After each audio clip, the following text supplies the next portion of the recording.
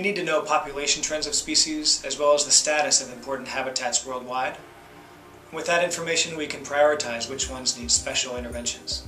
We protect biodiversity by recording plant and animal access to cover, food and water. Gathering such information and sharing it in coordination with GEO-VII is vital to understanding and protecting nature's life in the reserve. As part of the Early Detection and Rapid Response Program, it is critical to know which species are invasive in other parts of the world and how they spread and naturalize. Having a coordinated community of practice such as GEO-VII is invaluable to access to information and rapid decision making. People have observed and recorded biodiversity probably longer than any other aspect of the environment because it is important in their lives.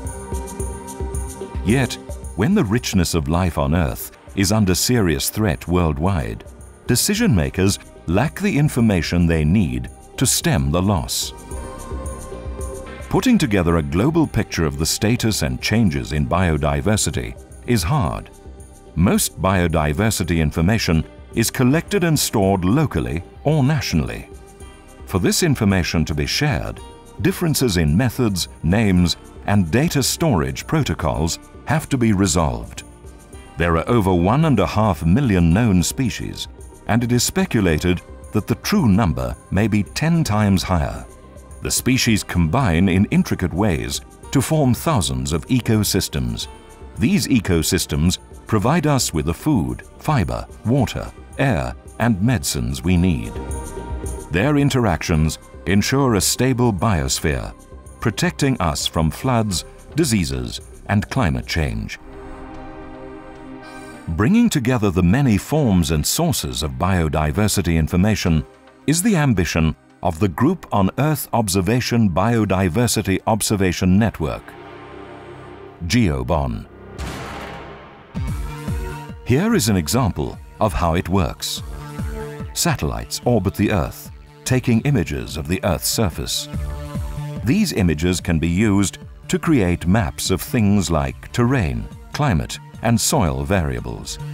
These can then be linked to biodiversity occurrence data to map patterns in the distribution of biodiversity around the planet.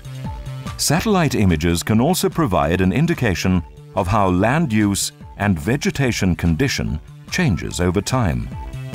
Combining these remote sensing and biodiversity data, Australian partners in the network are able to estimate how much overall biodiversity is retained as a result of these changes.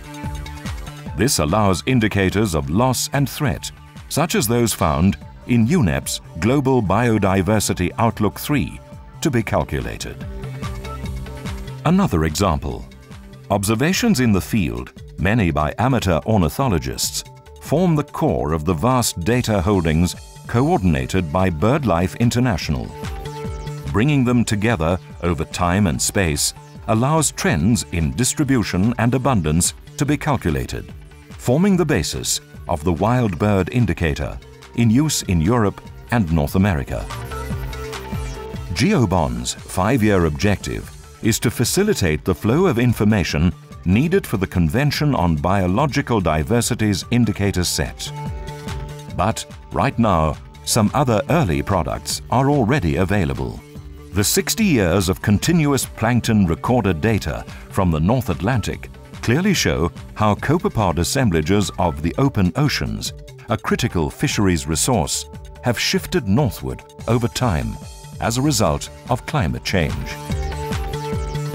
This tool, developed by the Joint Research Centre of the European Commission and its collaborators, allows the assessment of the state of African protected areas and the ability to prioritize them according to biodiversity values and threats in order to support decision-making and fund allocation processes. Biodiversity is part of humankind's collective inheritance, currently under unprecedented threat.